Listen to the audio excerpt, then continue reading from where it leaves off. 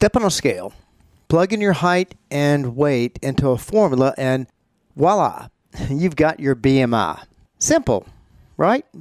The problem is that number tells us almost nothing about your actual health. In fact, it's one of the most misused, misunderstood measurements in fitness and medicine. Today, we're going to bust the myth on BMI. We're going to explain why it fails athletes and seniors alike and show you the real measurements that matter for your health and longevity today on the Personal Edge Fitness Podcast. Welcome to the Personal Edge Fitness Podcast with Garrett Williamson. Health, wellness, exercise, nutrition, and a whole lot more.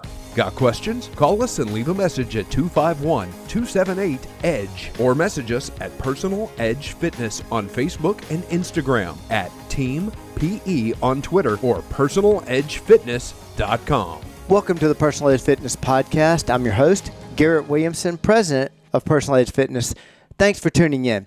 If you enjoy the show, please like, share, and subscribe. And remember, you can always reach us at area code 251-278-3343. That's 251-278-EDGE, or online at personaledgefitness.com. You can also find us on Facebook and Instagram at Personal Edge Fitness. Feel free to reach out to me anytime at Garrett, Garrett, at personaledgefitness.com. All right, let's talk about why it's time to move beyond BMI. Basically, it is past time to move beyond BMI. It is past time to put this ridiculous measurement into the rearview mirror. BMI, or body mass index, has been around since the 1800s. It was originally created by Adolphe Quetelet. I don't speak French, so I'm not very good with that. But Adolphe Quetelet was a mathematician, not a physician, who was trying to describe the average man for statistical purposes. A century later, Ansel Keys popularized this quote-unquote measurement as a health marker, and it stuck. But here's the truth. BMI was never designed to measure individual health, yet it's still used by doctors, health practitioners, insurance companies, and health organizations to label people as underweight, normal, overweight, or obese. The problem?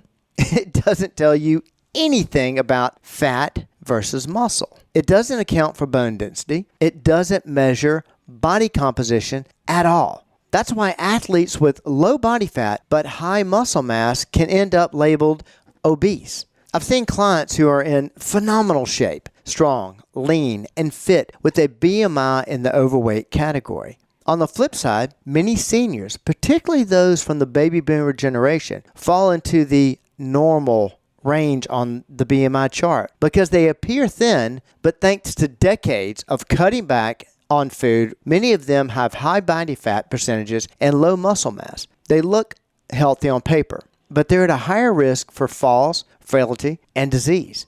And this isn't just my opinion. A 2016 study in the International Journal of Obesity found that nearly 30% of people with normal BMI actually had unhealthy body fat levels when tested with more accurate methods. That's almost 1 in 3.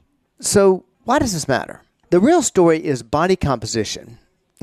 We want to know, how much muscle do you have? Muscle is protective, metabolic, and essential for independence. In other words, muscle is not bad. How much fat do you carry, and where is it? That's something that we need to know. Visceral fat around the organs is far more dangerous than subcutaneous fat under the skin. We also want to know, how strong and functional are you? Can you squat? Can you push, pull, carry, balance? Those tests tell us infinitely more than your BMI ever could.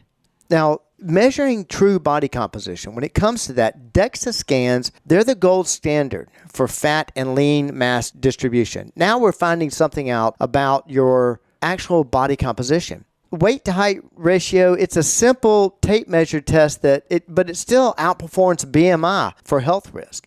Something I talked about in a recent podcast: grip strength, sit to stand test, balance drills. These are all functional measures of real ability. The beauty is, you don't need to overcomplicate it. You can get a far better snapshot of your health by combining body composition with a couple of functional tests than you'll ever get from a BMI chart. By the way, if you're enjoying this podcast, please like, share, and follow us. Someone you may know may still be chasing a BMI as a goal, and they need to hear the truth. Here's where mindset comes in. You know I talk a lot about that, I know. Too many people live and die by the number the doctor circles on a BMI chart. They let it define them. They think, I'm overweight, so I must be unhealthy, or worse, far worse, I'm normal weight, so I must be fine. Both of those can be absolute lies. This is why at Personal Edge Fitness, our mission is to help people feel better about being themselves by reaching their level of wellness. And that doesn't come from a pseudo measurement like BMI. It comes from building strength, improving movement, balancing nutrition, and creating confidence in your body. Remember, BMI is about average, but you're not average. You're an individual. That's different. And your health deserves more than a math shortcut. We got to get away from something that was used by a mathematician, actually created by a mathematician and statistician to get averages of what a general population looked like. If you really want to know about your health, you need to know true body composition. And there's several ways of measuring that. I mentioned the gold standard DEXA and a few others, but there are even easier tests for doing that. You can buy simple scales that will give you a good idea of what your muscle breakdown and your fat breakdown is. And this will tell you far better than BMI will ever guesstimate. So here's your challenge.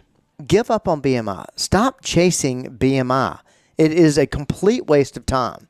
And also, I highly recommend if you're working with a health professional that is using BMI, especially in our field, you need to find somebody that's measuring true body composition.